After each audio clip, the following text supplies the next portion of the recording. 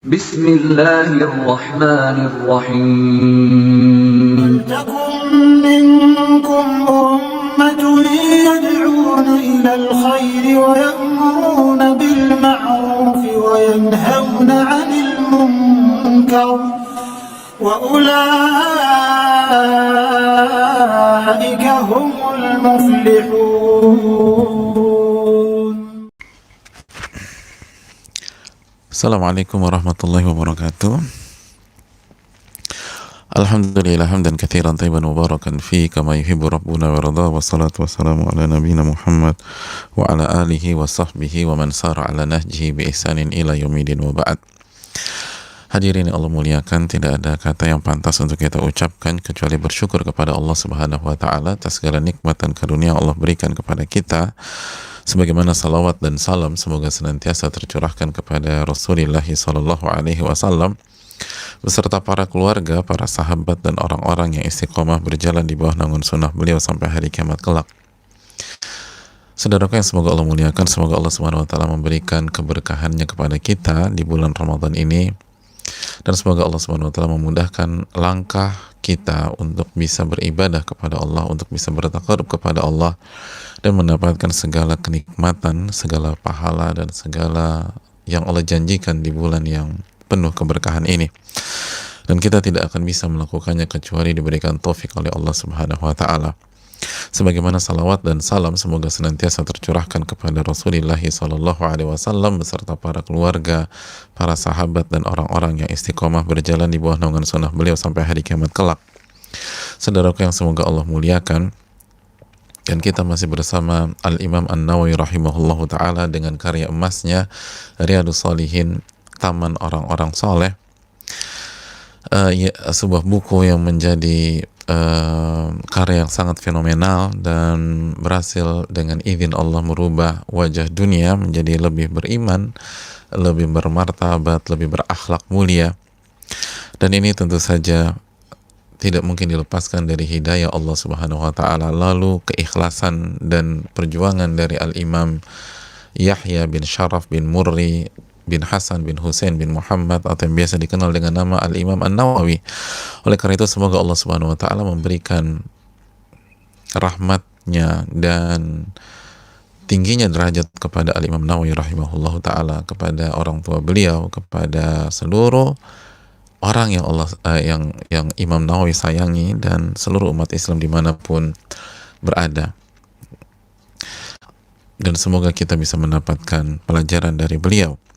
Dan saudaraku yang Allah muliakan, sekali lagi kitab ini dengan izin Allah Subhanahu wa taala bisa merubah diri kita jika kita istiqomah dalam mempelajarinya, jika kita konsisten dalam mempelajarinya. Adapun hanya belajar 1-2 hadis lalu berhenti, agak sulit untuk bisa mendapatkan hasil yang kita inginkan. Bukankah kaidah para ulama menyatakan man thabata nabat, barang siapa yang konsisten di satu titik dia akan tumbuh. Dia akan tumbuh sebagaimana sebuah benih, jika senantiasa dipindahkan, senantiasa digali lalu dipindahkan ke spot lain, maka dia akan tumbuh.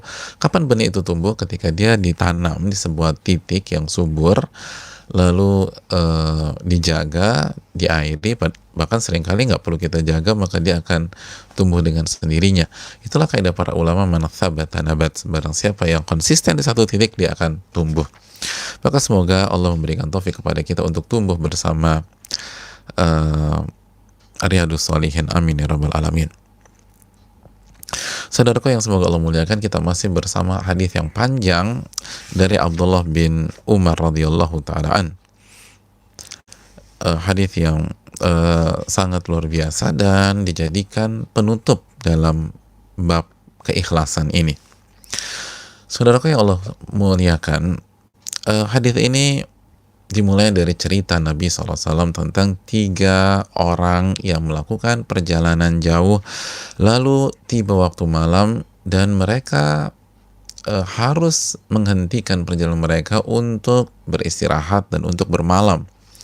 Maka mereka menemukan sebuah gua, mereka putuskan untuk masuk di gua tersebut, dan ketika mereka masuk di gua itu ternyata ada batu besar yang jatuh dari gunung dan menutup persis di mulut gua itu. Lalu mereka semua sepakat dalam kondisi genting, dalam kondisi darurat di malam itu. Mereka mengatakan, innahu la yanjikum min hadhihi sakhra illa an tad'ullaha bi salihi a'malikum. Sesungguhnya Allah atau kita tidak akan bisa, atau tidak ada yang bisa menyelamatkan kita dari batu besar ini kecuali setiap kalian atau setiap kita berdoa kepada Allah Subhanahu wa taala dengan menyebutkan amal-amal soleh kalian. Setiap kita doa dengan menyebutkan amal soleh kita.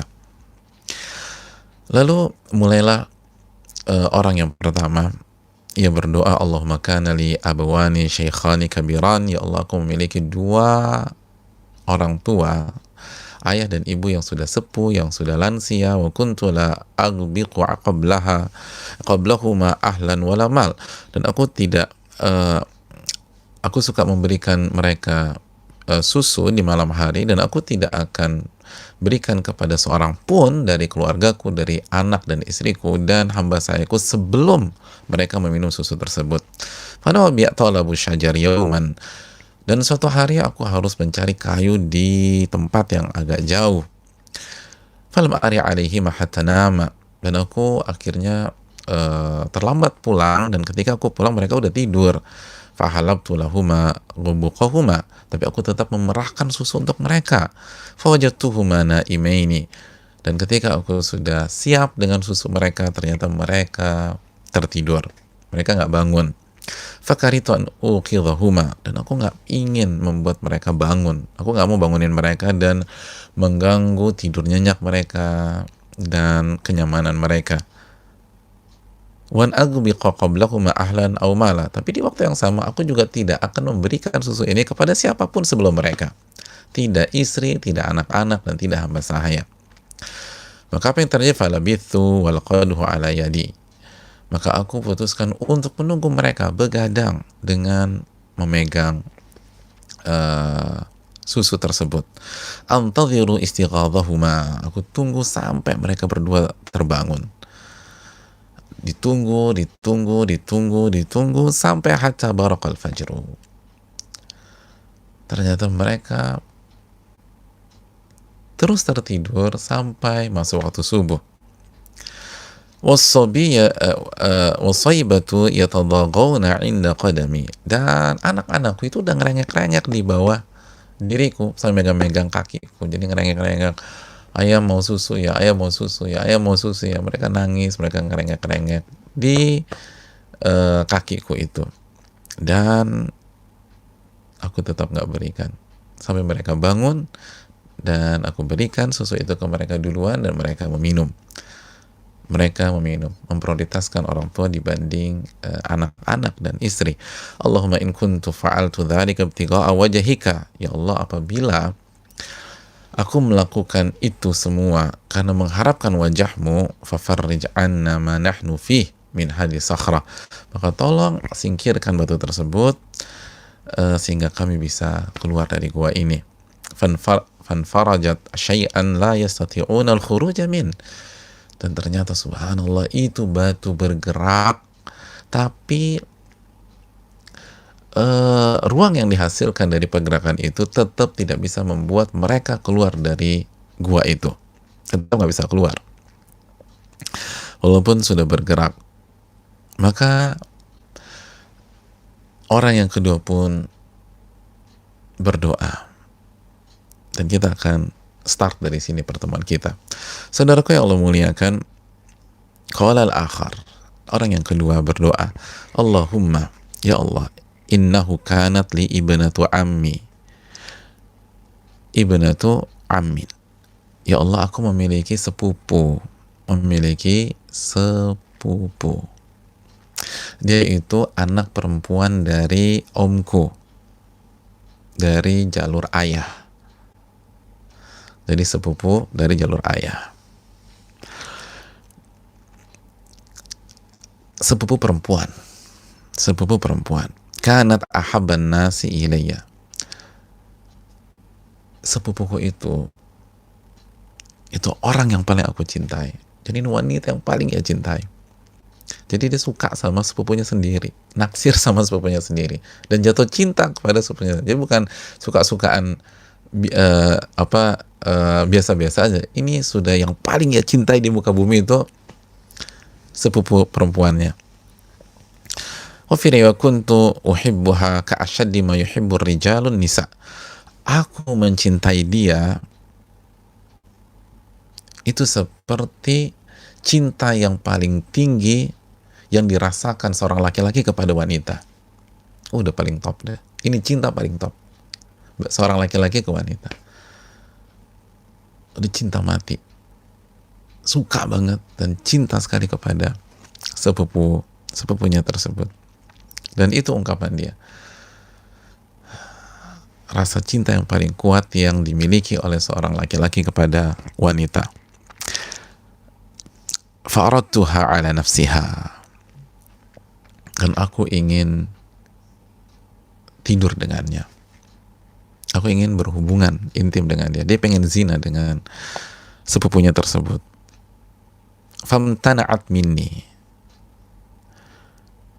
dan sepupu wanitanya selalu nggak mau, selalu menolak. Hatta alamat biha sanatun minas sinin, sampai di sebuah tahun, faja'atni fa'ataituha 20 wa mi'ata dinar. Sebuah tahun, suatu saat dia datang, sepupu perempuannya nih, itu datang. Wanita yang paling ia cintai di muka bumi ini itu datang. Dan menjelaskan bahwa dia lagi kesulitan. Dia sedang mungkin ada masalah, ada kondisi darurat, dan wanita ini butuh uang.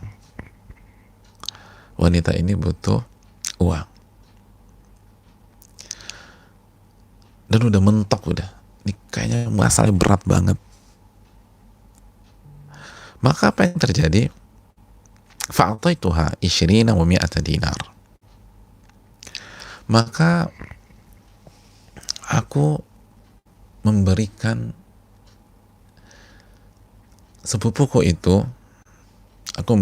sepupunya itu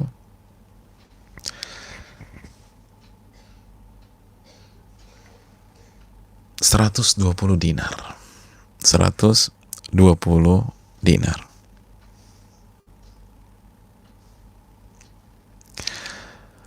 Hadirin Allah muliakan. Tapi dengan syarat. Nggak ada makan siang gratis kan gitu ya. Dengan syarat. Syaratnya apa? Syaratnya antukhalliya baini wa baina nafsiha. Syaratnya aku bisa tidur dengan dia. Jadi ini yang paling ditunggu-tunggu dari dulu, dia nunggu kesempatan ini. Nggak pernah mau. Tiba-tiba ini susah. Butuh duit. Kondisi darurat. Oke, saya akan bantu. Dikasih 120 dinar. Dikasih 120 dinar. Tapi dengan syarat dia harus mau tidur dengan si laki-laki ini. Jadi wanita itu harus mau tidur dengan laki-laki ini. Fafa'alat. Akhirnya dengan terpaksa wanita ini menyetujui. Sepupunya ini menyetujui. Karena kondisi sudah nggak memungkinkan lagi. Kondisi sudah tidak ada jalan keluar lagi. Hadirin yang Allah muliakan, dan kata para ulama seperti Al-Imam Muhammad bin Shalih Al-Utsaimin, pada dasarnya juga nggak boleh gitu loh. Pada dasarnya tetap tidak diperbolehkan. Hanya saja, ya itulah yang terjadi. Itulah yang terjadi dalam kasus tersebut. Jadi zina dalam kondisi darurat apapun ya nggak boleh. Tapi kata para ulama, walakin ala kulli hal hadzal ladzi hasal. Ya, itulah alur ceritanya. Akhirnya si wanita ini menyetujui. Mungkin wanita lemah, dia bingung mau ngapain. Ya udah boleh deh. Dan akhirnya diberikan itu 120 dinar. Dan 120 dinar itu besar loh jamaah. Besar. Kurang lebih itu 300-an sampai 400-an juta. Itu bisa sampai 414 juta. Tentu saja harga beda-beda ya. Tapi bisa sampai harga 414 juta. Gede loh. Sangat besar. Tapi di waktu yang di sisi lain itu murah untuk sebuah kehormatan wanita. Sangat-sangat murah untuk kehormatan wanita. Sangat-sangat receh untuk kehormatan seorang wanita. Tapi dalam kondisi darurat akhirnya wanita ini terpaksa mengiyakan. Hadirin yang Allah muliakan, mari kita lanjutkan. Hatta idza qadartu 'alaiha, sampai akhirnya mereka berada di sebuah ruangan atau kamar, dan qadartu 'alaiha, bahasa laki-laki ini, aku memiliki tubuhnya. Jadi sudah ini wanita untuk dia lah, di waktu itu diserahkan semuanya. Artinya dia mampu melakukan apapun dengan wanita tersebut. Qadartu 'alaiha, dia mampu melakukan apapun yang dia inginkan dengan wanita tersebut. Gak ada yang menghalangi. Dia wanita udah pasrah. Dalam riwayat yang lain, falamma qa'adtu baina rijlaiha, dalam riwayat, ketika aku sudah duduk di antara kedua kakinya. Duduk di antara dua kakinya, atau aku sudah berada di antara dua kakinya. Sebagaimana apa yang ingin dilakukan oleh laki-laki ke wanita atau suami ke istri, sudah berada di kedua kaki wanita tersebut. Dan lihat jamaah sekalian betapa halusnya kalimat yang digunakan di dalam hadis-hadis Nabi kita Shallallahu Alaihi Wasallam. Betapa halusnya. Lihat, qadartu 'alaiha, ketika aku mampu melakukan apapun yang aku ingin lakukan dengan wanita tersebut. Terus qa'atu baina rijlaiha, ketika aku sudah berada di hadapan kedua kakinya. Itu bahasa yang sangat elegan jemaah. Sehingga hadis ini apabila dikonsumsi seluruh elemen, seluruh lapisan, semua nyaman. Semua nggak ada yang risih. Didengar orang tua nyaman, orang tua dan anak, misalnya kita ikut kajian bareng-bareng, itu semua nyaman. Anaknya nggak disuruh, kamu ambil air di dapur. Kok ambil air sih? Ya udah minum. Kan lagi puasa. Oh iya. Berbeda dengan apabila membaca hal-hal lain. Ini hadis bisa dinikmati seluruh lapisan dan elemen masyarakat. Itulah ketinggian bahasa yang digunakan oleh, atau ketinggian bahasa yang digunakan dalam hadis-hadis Nabi kita Shallallahu Alaihi Wasallam. Laki-laki ini mampu melakukan apapun dengan wanita tersebut, lalu sudah berada di kedua kaki wanita itu. Bahasa-bahasa yang sangat elegan. Dan ini pelajaran bagi kita untuk menggunakan bahasa-bahasa tersebut, khususnya ketika membahas hal-hal yang sensitif. Kecuali membahas khususnya dalam membahas hal-hal sensitif. Menerangkan ya, tapi usahakan pakai bahasa seelegan mungkin. Menggunakan bahasa seelegan mungkin, dengan tetap memperhatikan goal dari sebuah komunikasi, yaitu memahami pendengar, atau membuat pendengar atau orang yang kita ajak komunikasi itu paham. Jadi intinya bahwa laki-laki itu sudah berada di pintu masuk. Semua sudah under control dia. Dia bebas lakukan apa saja di antara dua kaki wanita tersebut. Di detik-detik terakhir itu, di detik-detik terakhir tersebut, dia sudah berada di momen, di waktu di kondisi yang ia tunggu selama ini, yang ia impikan selama ini, yang dia harapkan selama ini. Itu harinya, itu waktunya.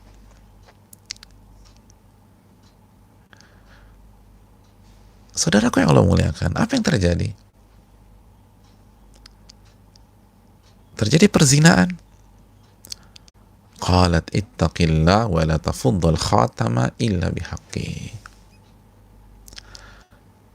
Di last minute itu, wanita itu menyatakan ittaqillah. Bertakwalah kepada Allah. Dan jangan engkau masukkan cincin kecuali dengan cara yang halal.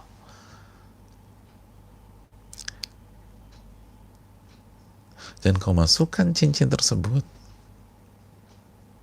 kecuali dengan cara yang halal.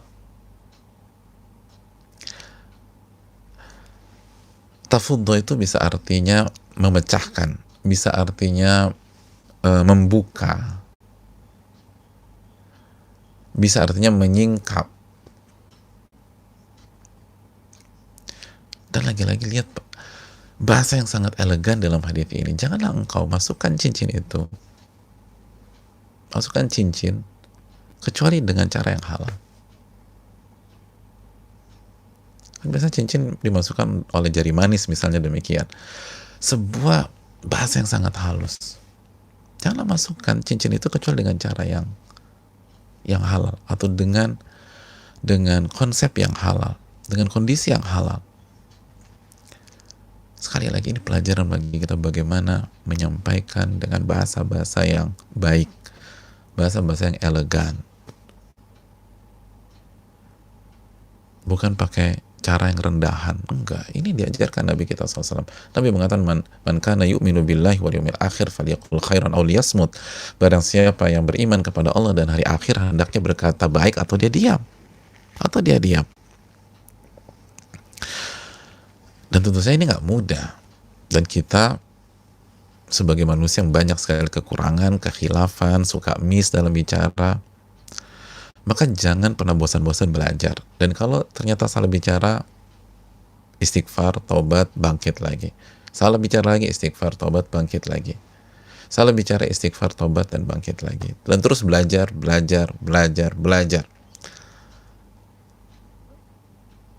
Sebagaimana ucapan ulama klasik, man kathura kalamuhu kathura khata'u, barang siapa yang banyak bicara maka salahnya juga banyak.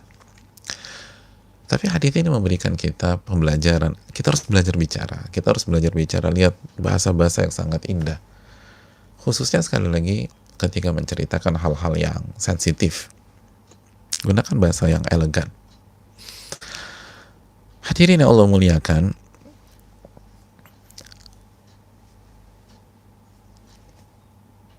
dijelaskan sebagian para ulama, seperti dijelaskan Al-Imam Muhammad bin Shalih Al-Utsaimin, bahwa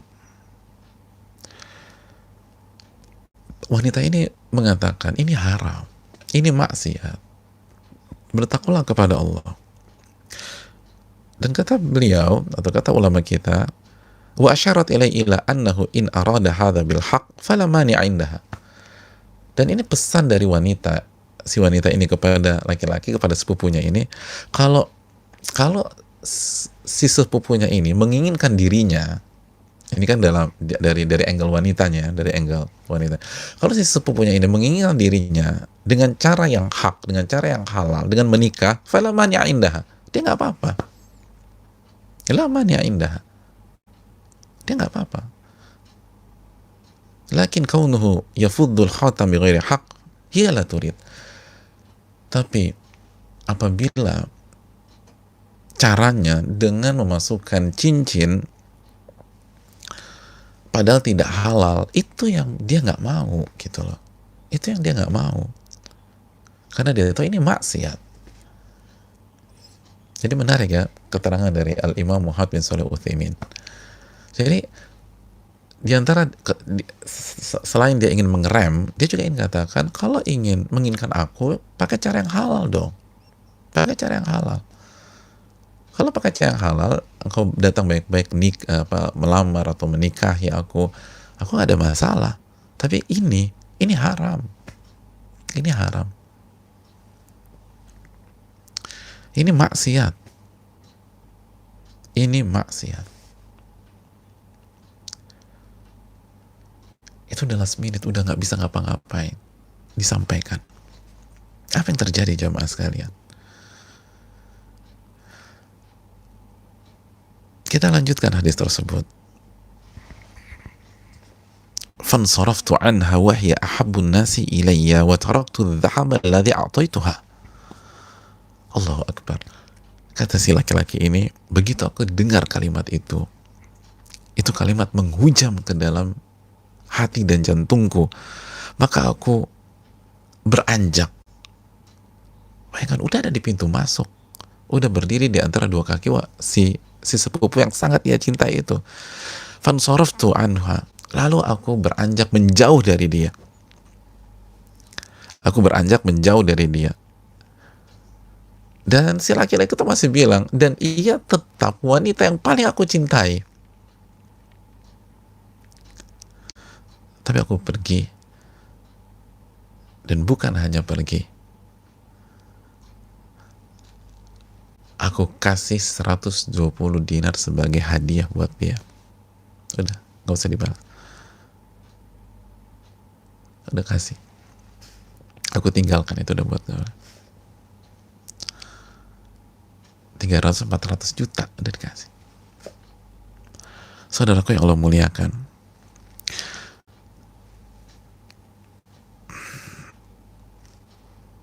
tokoh utamanya tetap si laki-laki ini. Tapi sekali lagi, sedikit kita berbicara dari angle si wanita. Dari angle si wanita, lihat bagaimana si wanita ini berusaha menjaga dirinya dari hal yang haram. Dan saya mengatakan, kalau menginginkan diriku, nikahi aja. Aku gak ada masalah. Tapi jangan dengan cara yang haram. Jangan pakai cara yang haram. Terus yang menariknya, dia berusaha untuk menjaga diri dari cara yang haram sampai di kondisi paling akhir, di detik-detik. Ittaqillah.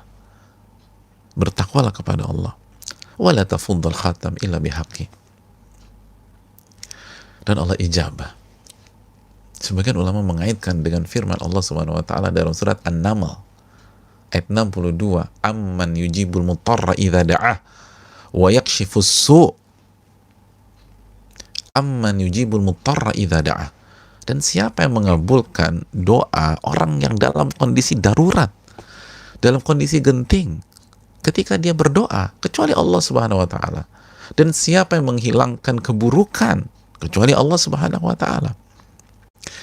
Oleh karena itu, saudaraku yang Allah muliakan, dalam kondisi genting, jangan pernah pesimis, minta sama Allah, doa sama Allah. Lihat wanita tersebut, dia sangat gak mau dirinya, kehormatannya diambil dengan cara yang haram. Dia enggak. Siapa wanita yang mau ditiduri seperti itu? Gak ada yang mau. Tapi nggak pasrah, tetap berusaha.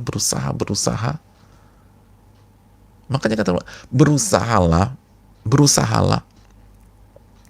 walaupun secara matematika manusia ini mustahil. Secara matematika manusia, kalimat ini tuh nggak ada gunanya. Secara teori, dia ngincar kok. Anda bicara itu di hadapan laki-laki yang benar sudah dimabuk asmara, udah cinta banget sama itu wanita, dan dia nunggu momen itu bertahun-tahun, nggak pernah berhasil, tapi sekarang dia berhasil, terus dia sudah keluarkan uang yang sangat besar. Dalam kondisi normal aja, dia sangat ingin tidur dengan wanita tersebut, apalagi ini udah tinggal berdua aja, dan semua udah bisa dikendalikan, dan dia sudah berada di antara dua kaki wanita tersebut. Kalau para analis ditanya, aduh berat ya, udah. Tapi enggak, tetap berusaha. Ternyata Allah buka pintu hati laki-laki terus di saat itu. Allah buka pintu hati laki-laki tersebut di saat itu.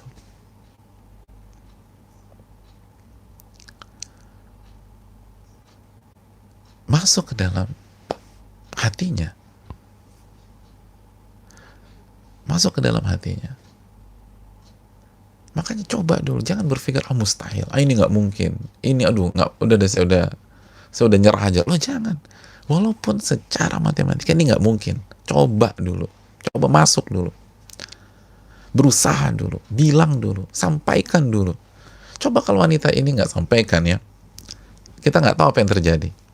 Kalau wanita udah diem aja deh, udah nangis aja kerja, diem, dia biarkan tubuhnya, kita nggak tahu apa yang terjadi. Tapi wanita cepat berusaha, tetap bicara, sampaikan. Dan Allah buka pintu hati, buka pintu hati laki-laki itu. Dan diantara pelajarannya, kata para ulama, lihat kalimat yang disampaikan dari lubuk hati akan masuk ke dalam hati. Kata Syekh Utsaimin, kharajat min a'maqi qalbiha dakhalat fi a'maqi qalbihi.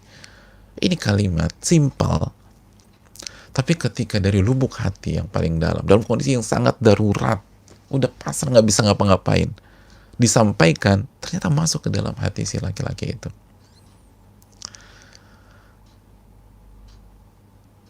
Lalu dia tinggalkan wanita itu yang selama ini ia inginkan.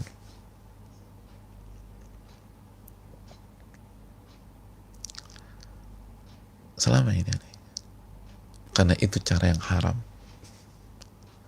Karena itu cara yang haram. Nggak boleh. Cara yang haram. Jadi jangan pernah berhenti berusaha. Walaupun secara hitung-hitungan sangat berat. Hampir mustahil. Tapi kalau masih bisa, lakukan. Kalau masih bisa, dilakukan. Hadirin yang Allah muliakan, maka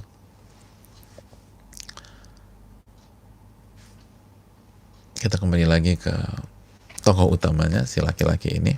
Apa kata dia? Dia berdoa, Allahumma in kuntu fa'altu dzalika ibtigha'a wajhika fafruj 'anna ma nahnu fih. Ya Allah, apabila aku melakukan hal tersebut semata-mata ikhlas mengharapkan wajahmu, maka selamatkanlah kami dari kondisi ini.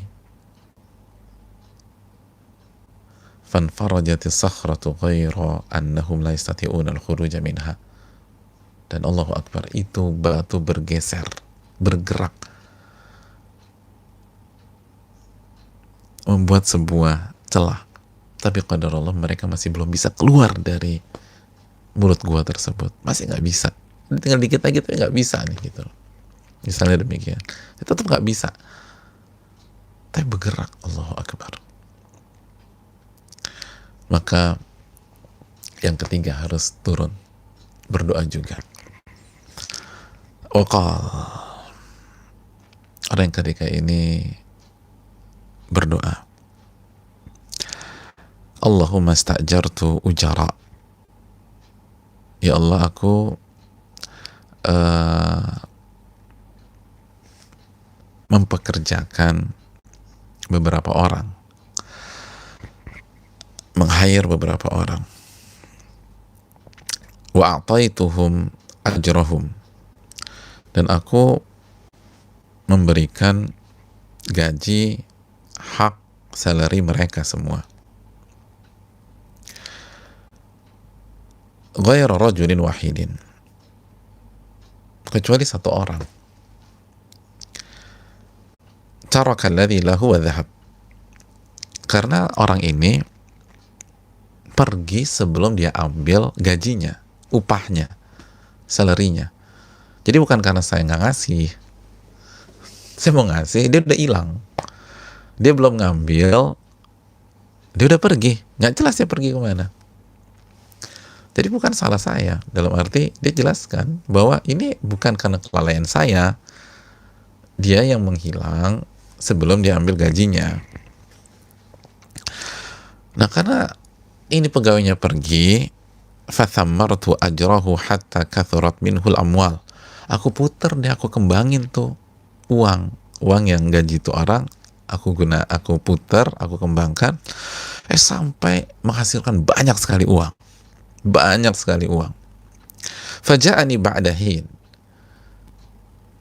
Setelah berlalunya beberapa waktu gitu loh, nggak dijelaskan waktu tepatnya, tapi udah cukup lama deh. Ini orang datang lagi nih pegawainya, lalu mengatakan, ya Abdullah, adi ilayya ajri. Wahai Abdullah, maksudnya Pak, tolong kasih gaji saya yang dulu itu. Saya minta hak saya. Fakultu, maka aku berkata kepada mantan pegawaiku ini, kullu ma tara min ajrik. Yang kamu lihat semua ini, itu upahmu. Itu upahmu. Semua yang kau lihat ini upahmu. Minal ibil wal bakar wal ghanam wal raqiq. Dilihat tuh, kata si bosnya ini, mantan bosnya, ini ada onta, ini ada sapi, ada kambing, ada budak, semua ini punya kamu. Dikasih semua punya kamu nih. Apa kata mantan pegawainya ini? Ya Abdullah, la tastahzi bi. Wahai Abdullah, wahai bosku, jangan mengolok-olok diriku. Jangan mengolok-olok diriku. Jangan bercanda. Jangan bercanda. Jangan bercanda. Kalau bahasa anak-anak sekarang, jangan ngeprank gitu ya. Pokoknya jangan bercanda. Saya tuh gaji saya tahu gaji saya berapa. Ini apa-apaan maksudnya kau tunjukkan ini? Fakultu la astahzi'u bik. Aku nggak bercanda kok. Aku serius. Ini semua punya kamu. Kan dikembangkan, diputar sampai kayak begini. Setelah mantan pegawainya itu diyakinkan, ini nggak bercanda, ini serius. Ini semua punya kamu. Aku kembangkan, aku putar. Alhamdulillah, Allah kasih segala macam. Udah ambil aja. Fa'akhadahu kullahu wastaqahu falam yatruk minhu syai'a. Itu sama mantan anak buahnya diambil semuanya dan nggak disisihkan sama sekali. Semua diambil. Semua diambil dan tidak disisakan sama sekali.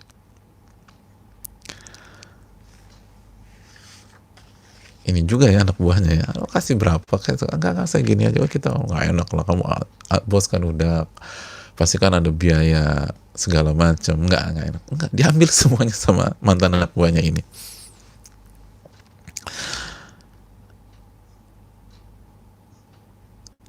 Lihat bagaimana menunaikan hak. Lalu orang ini mengatakan, Allahumma, ya Allah, in kuntu fa'altu dzalika bitiga'a wajhika fafruj 'anna ma nahnu fi fanfarajati sakhratu fakharaju yamshun. Ya Allah, kalau aku melakukan ini semata-mata hanya mengharapkan wajahmu, maka selamatkan kami dari kondisi ini. Maka batunya bergerak dan menciptakan ruang yang bisa mereka lalui. Akhirnya mereka keluar dan mereka pergi. Mereka selamat. Allahu Akbar. Mereka selamat. Hadirin Allah muliakan, inilah hadis yang luar biasa. Ini real. Ini kenyataan. Ini bukan fiksi. Ini kenyataan disampaikan Nabi kita SAW. Dan ingat surat An-Najm ayat 3 dan 4. Wa ma yantiqu 'anil hawa in huwa illa wahyun yuha. Nabi tidak berbicara dengan hawa nafsunya, tapi wahyu yang Allah wahyukan kepada beliau. Wahyu yang Allah wahyukan kepada beliau. Dan dari hadis yang panjang ini kita bisa simpulkan, yang pertama, pentingnya amal soleh. Pentingnya amal soleh, khususnya dalam kondisi lapang, jemaah. Khususnya dalam kondisi lapang. Kita lihat tiga kasus ini, 3 amal soleh ini, semuanya dalam kondisi lapang. Di kondisi lapang. Semuanya di kondisi punya opsi untuk melakukan sebaliknya. punya opsi melakukan sebaliknya. Ketiga orang tersebut, yang pertama punya opsi untuk tidur, nanti aja pagi-pagi baru kasih orang tua, tapi dia nggak ambil opsi itu, dia tungguin, dia berdiri ditungguin. Ada opsi untuk ngasih anak-anaknya atau istrinya, udah anak-anaknya nangis nih, ngerengek nangis di kakinya, siapa orang tua nggak tersentuh, anak udah nangis di kaki, dibiarin aja. Orang tua dulu, nggak bilang oke anak-anak nanti aku perah lagi kasih orang tua, enggak. Orang tua prioritas dan dia punya opsi lain, tapi dia nggak ambil opsi itu. Yang kedua, sebagaimana tadi kita sampaikan, dia punya opsi untuk berzina dengan wanita yang begitu ia cintai, berzina. Dan berada di puncak kelapangan untuk melakukan itu, di puncak kelapangan. Ini yang ditunggu-tunggu selama ini yang dinanti, dia pengen tidur sama wanita itu. Selama ini nggak berhasil. Lalu sekarang wanita itu nggak berdaya, nggak akan berontak, nggak akan melawan, dan lain sebagainya. Tapi dia tinggalkan. Dia punya opsi untuk melakukan zina itu, tapi dia nggak lakukan. Dan dia ada di puncak kelapangan. Beda dengan orang yang masih nego, masih cari segala, ini ada depan mata dah. Tapi dia nggak melakukan. Tidak melakukan.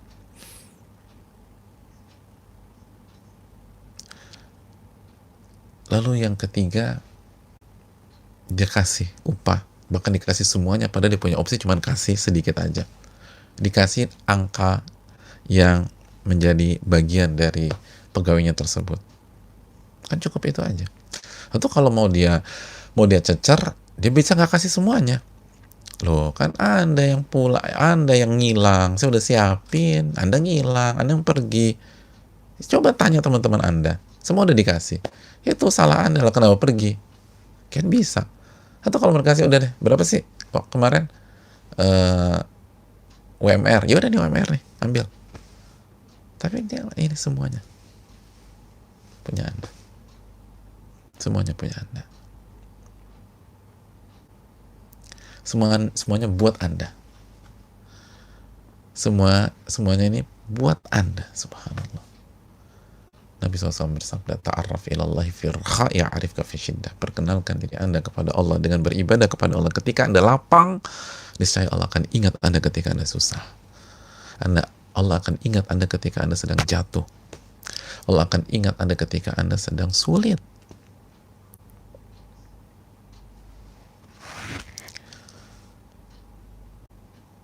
Ketika Anda sedang sulit.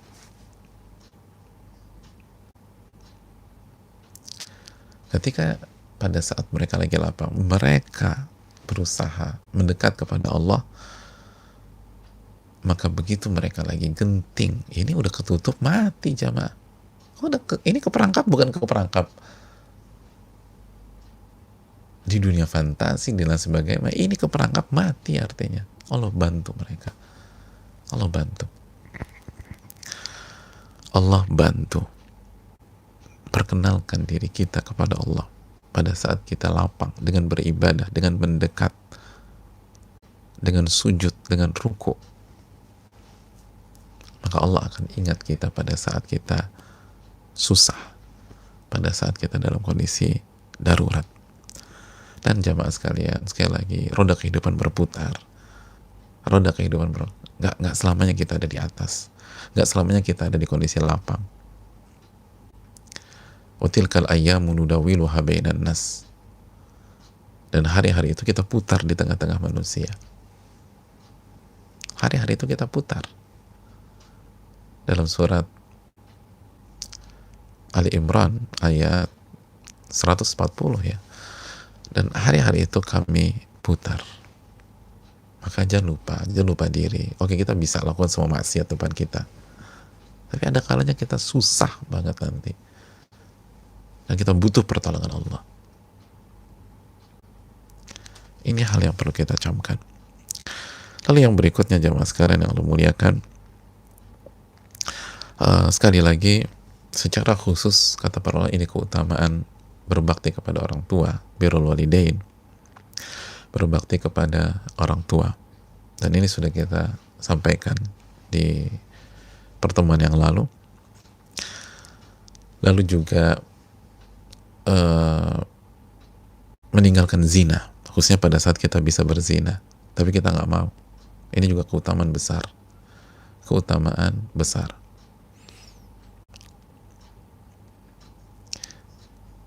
Dan ini akan membuat kita diselamatkan Allah di saat-saat sulit dan di saat-saat sempit. Sebagaimana berbakti kepada orang tua itu akan membuat kita ditolong oleh Allah pada saat kita sedang terjepit atau pada saat kita sedang kesulitan. Lalu yang ketiga, membayarkan hak pegawai kita. Dan ini penting. Nabi SAW bersabda dalam hadis yang dikeluarkan oleh Imam Ibnu Majah, "A'tul ajira ajrahu."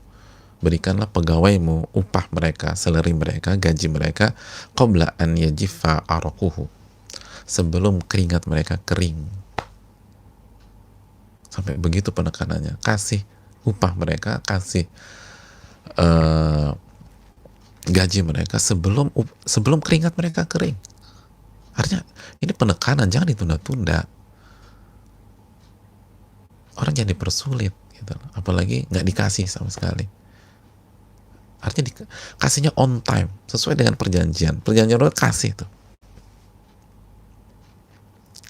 Dan salah satu orang yang di hari kiamat nanti, salah satu orang yang pada hari kiamat nanti akan menjadi musuh Allah Subhanahu wa ta'ala, musuh. Ana khosmuhum, kata Allah Subhanahu wa ta'ala, saya akan jadi musuh mereka. Dalam hadis riwayat Imam Bukhari. Ini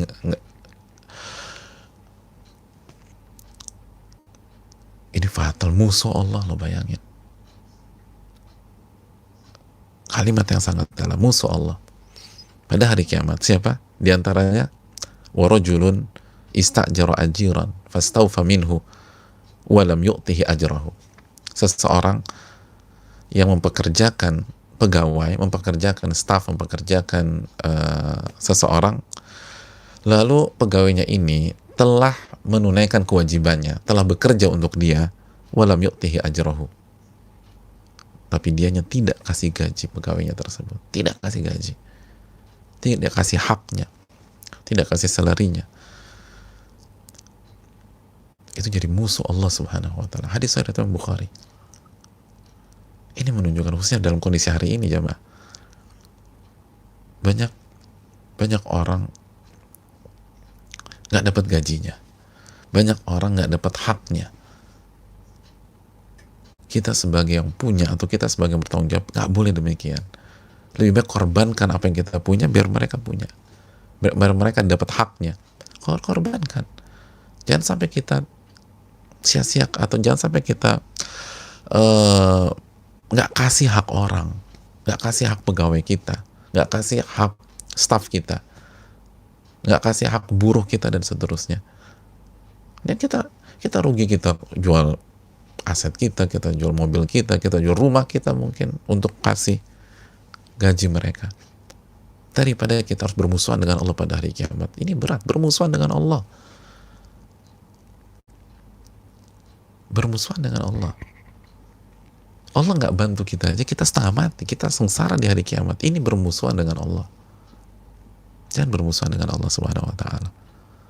Berikanlah gaji dari orang yang bekerja dengan kita. Hadirin yang Allah muliakan, poin yang berikutnya ada hal yang ingin ditekankan. Hadits ini memberikan pelajaran kepada kita bahwa orang yang berniat maksiat lalu berusaha melakukan maksiat tersebut,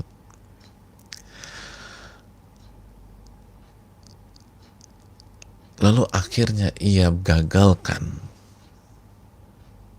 niat dan usahanya selama ini karena takut kepada Allah, maka itu adalah sebuah amal soleh yang sangat besar di sisi Allah. Itu semua berubah jadi amal soleh. Lihat orang yang kondisi kedua, niat berzina.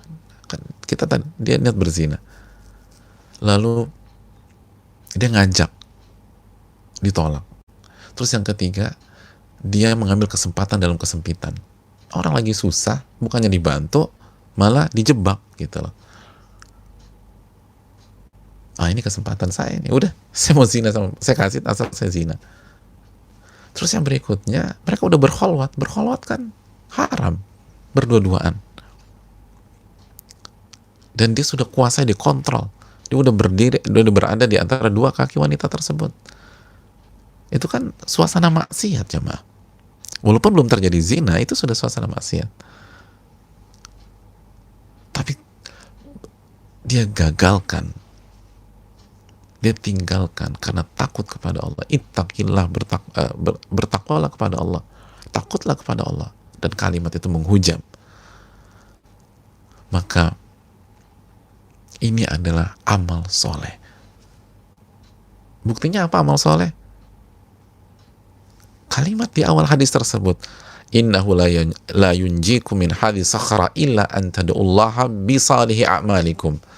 Tidak ada yang bisa menyelamatkan kalian kecuali setiap kalian berdoa kepada Allah dengan menyebutkan amal soleh kalian. Ini amal soleh.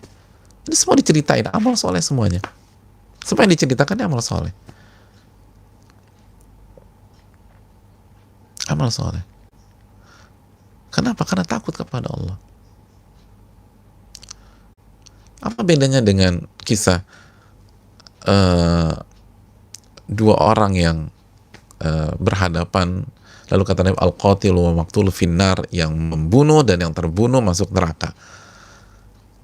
Jawabannya dalam hadis tersebut sudah kita sampaikan, yang terbunuh dia gagal bukan karena takut kepada Allah, tapi karena ada faktor lain. Dia kebunuh duluan, dia terbunuh duluan, padahal dia udah berambisi untuk membunuh orang tersebut, membunuh sahabatnya. Fa innahu hadisun ala qatli sahibi, kata Nabi, karena dia punya ambisi untuk membunuh saudaranya, tapi gagal karena dia keduluan terbunuh. Tapi Adi ini enggak, dia punya opsi, dia berada di puncak opsi, tapi dia tidak ambil opsi berzina tersebut, dia tinggalkan. Kenapa? Takut kepada Allah Subhanahu wa taala. Jadi nggak ada kata terlambat, nggak ada kata terlambat buat kita ketika kita udah ada di sebuah tempat yang maksiat, udah haram. Jangan ada yang udah tanggung, udah itu kita kan dibisikkan, udah tanggung nih, udah sekalian aja deh. Enggak, keluar, takut kepada Allah, maka itu akan jadi amal soleh kita dan akan ngebantu kita pada saat kita susah, pada saat kita kesulitan di dunia maupun di akhirat. Itu hal yang penting untuk kita camkan. Dan yang berikutnya jamaah sekalian yang bisa kita petik juga dari hadis ini, apa yang disampaikan oleh Al-Imam As-Subki Al-Kabir, bahwa lihat kalimat tiga orang tersebut, dari yang pertama, dari yang kedua, dan yang ketiga pada saat meminta kepada Allah Subhanahu wa taala. Mereka ketika menyebutkan, ditutup dengan mengatakan, Allahumma in kuntu fa'altu dzalika ibtigha'a wajhik, ya Allah, jika aku mengerjakan itu mengharapkan wajahmu, maka selamatkanlah kami dari sini. Jadi bukan memastikan, bahasanya jika aku melakukan itu semua mengharapkan wajahmu, maka selamatkanlah aku. Kata Imam As-Subki rahimahullah, wa 'ala syakhsi an ya'taqida taqsirahu fi nafsihi wa yusi'a dhann biha. Hendaknya seseorang itu harus meyakini dan merasa banyak kekurangan dalam dirinya dan buruk sangka terhadap dirinya. Maksud buruk sangka di sini, jangan gampang mengklaim.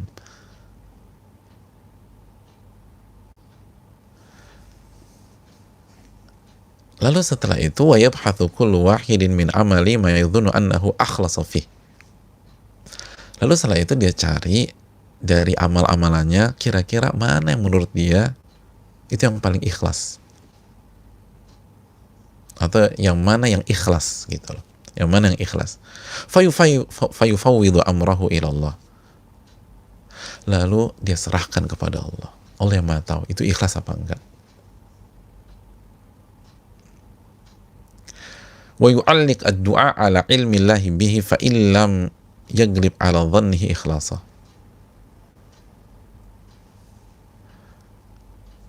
Dan kita gantungkan doa kita dengan ilmu Allah Subhanahu wa taala.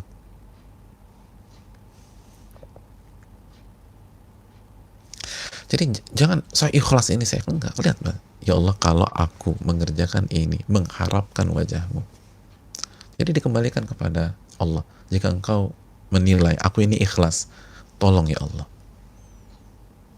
Tolong ya Allah. Ini yang perlu kita camkan bersama-sama.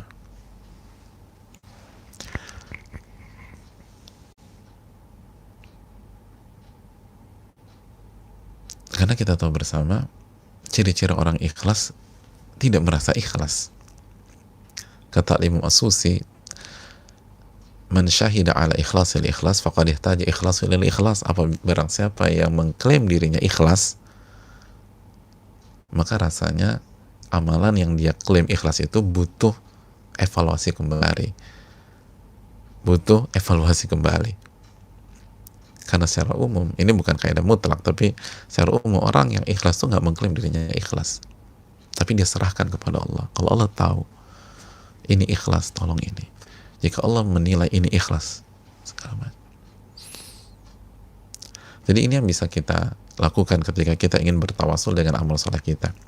Kita sebutkan amalan kita apa, lalu kita tutup dengan mengatakan, ya Allah, jika engkau menilai yang aku kerjakan ini ikhlas, mencari wajahmu, tolong, baru sebutkan apa yang kita inginkan. Sebagaimana alur dari hadits ini. Sekali lagi, kita kata Allahumma, ya Allah, baru cerita. Atau kita buat apa sih? Mungkin kita bantu orang, ceritakan gimana kita bantu orang. Atau pada kita sholat gitu, ya Allah, tadi berapa waktu aku berhasil sholat tahajud lama, bacanya panjang, khusyuk, itu mungkin sholat yang paling Masya Allah. Baru, ya Allah, kalau engkau menilai sholatku itu mencari wajahmu ikhlas, maka tolonglah aku. Jadi itu yang bisa kita lakukan, dan silakan dipraktekkan. Lalu yang terakhir, hadirin Allah muliakan, sekali lagi penutupannya jelas. Hadits ini memberikan pelajaran kepada kita bahwa keikhlasan itu menyelamatkan kita. Keikhlasan membuat Allah menyelamatkan kita.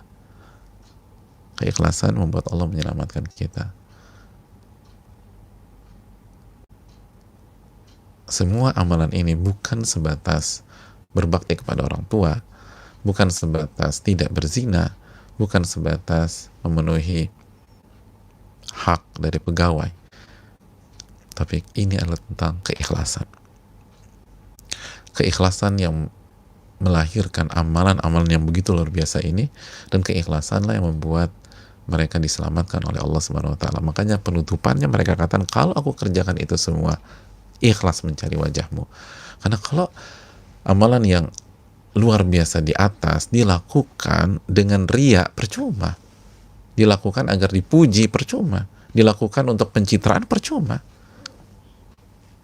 Justru itu syirik yang sudah kita jelas, syirik kecil itu.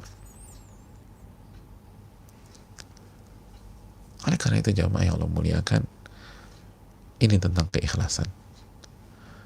Maka karena ini tentang keikhlasan, ini membuat kita punya harapan. Karena bisa jadi banyak di antara kita nggak pernah berada di posisi orang pertama, atau nggak pernah berada di posisi orang kedua, atau di orang ketiga. Gimana nih, saya pengen berdoa dengan amal soleh saya, tapi saya nggak punya pegawai, wong saya aja OB, Ustadz, aku ini orang kecil, gimana nerapin?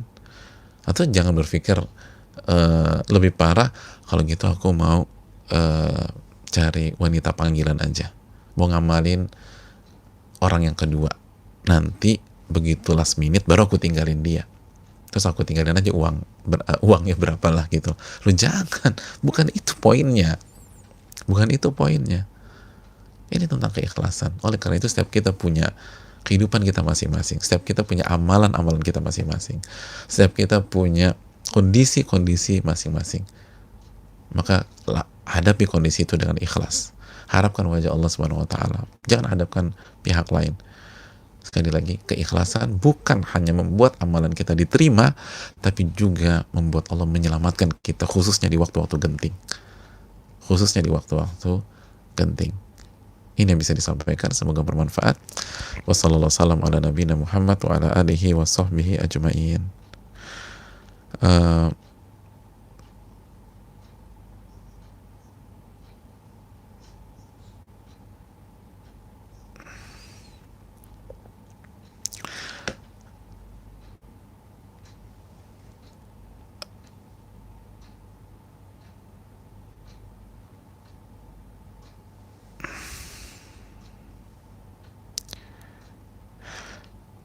Kita buka sedikit sesi tanya jawab.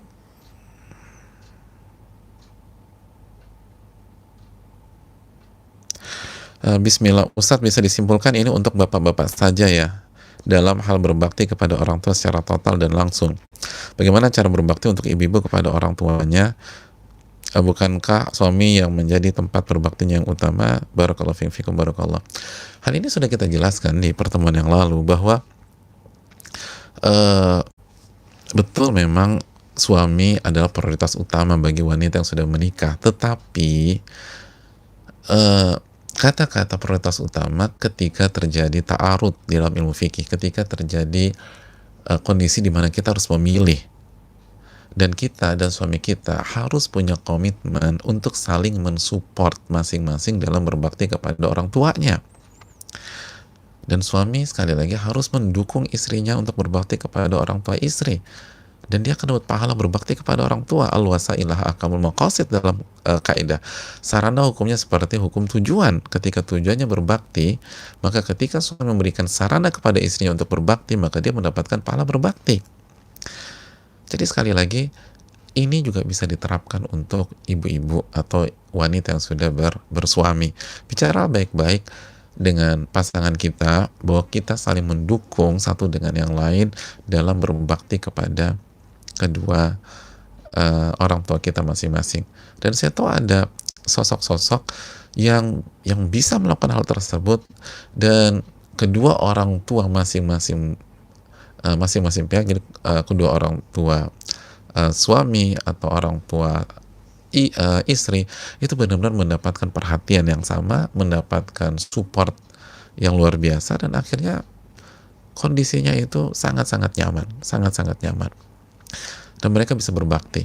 Jadi suami mensupport istrinya berbakti kepada orang tua, dan istrinya mensupport suaminya berbakti kepada orang tua suami. Itu yang perlu kita camkan, jamaah sekalian. Itu yang perlu kita renungkan. Jadi jangan berpikir di awal langsung dibenturkan. Enggak, kita cari win-win, kita cari kerjasama, dan kita duduk bersama suami kita dalam rangka berbakti kepada orang tua dari masing-masing pihak. Wallahu ta'ala bishawab. Assalamualaikum warahmatullahi wabarakatuh. Waalaikumsalam warahmatullahi wabarakatuh. Afwan Ustadz, mohon doa dan semangat untuk saya mulai ngeluh. Saya seorang ibu, 2 orang anak, dan seorang perawat di ruang Pinere di rumah sakit rujukan COVID-19 yang merawat pasien COVID.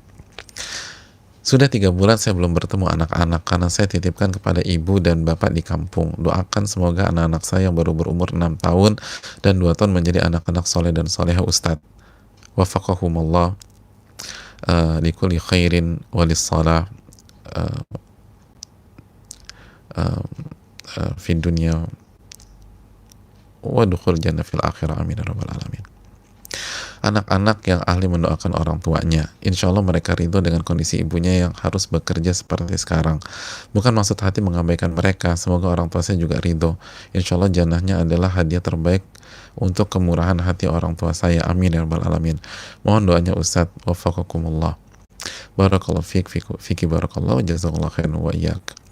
Hadirin Allah muliakan, Allah berfirman di dalam ayat terakhir dalam surat Ali Imran, ya ayyuhalladzina amanu sabiru wasabiru warabitu wattaqullaha la'allakum tuflihun. Wahai orang-orang beriman, sabarlah. Habis sabar apa kata Allah? Wasabiru. Apa artinya sabiru? Musabarah. Jadi nggak cukup sabar, tapi harus musabarah. Warabitu, dan tetap istiqomah. Warabitu itu bisa diartikan secara khusus ribat. Ribat itu menjaga perbatasan atau seluruh amalan yang membuat kita harus tetap berada tegar.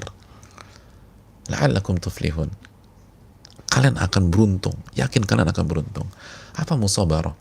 Musabarah itu artinya kuat-kuatan sabar menghadapi musuh kalian. Musabarah itu panjang-panjangan nafas kesabaran dengan musuh kalian. Menghadapi COVID seperti ini yang bukan hanya sabar, ini kuat-kuatan nafas kesabaran. Siapa yang lebih sabar? Kita atau COVID? Itu poinnya. Mana yang lebih sabar? Kita atau musuh kita? Makanya wasabiru, kuat-kuatan kesabaran. Emang nggak mudah. Ini kan bukan penyakit yang 1-2 bulan, dan sangat berat bagi banyak pihak, diantaranya para dokter atau para perawat. Itu luar biasa. Tapi wasabiru, kuatkanlah kesabaran. Dan kita tahu dokter dan perawat khususnya pada saat-saat ini itu fardu kifayah, harus ada yang turun. Karena kalau semuanya mundur, terus siapa yang merawat? Jadi pahalanya gede banget ini, pahalanya besar. Yakin pahalanya besar. Kana Allah fi aunil abdi maka al abdu fi auni akhi. Allah menolong seorang hamba ketika hamba itu menolong saudaranya. Man nafasa an mu'min kurbatan min kurabil dunya nafasa Allah anhu kurbatan min kurabil dunya min kurabil akhirah. ولتكن منكم أمة يدعون إلى الخير ويأمرون بالمعروف وينهون عن المنكر وأولئك هم المفلحون.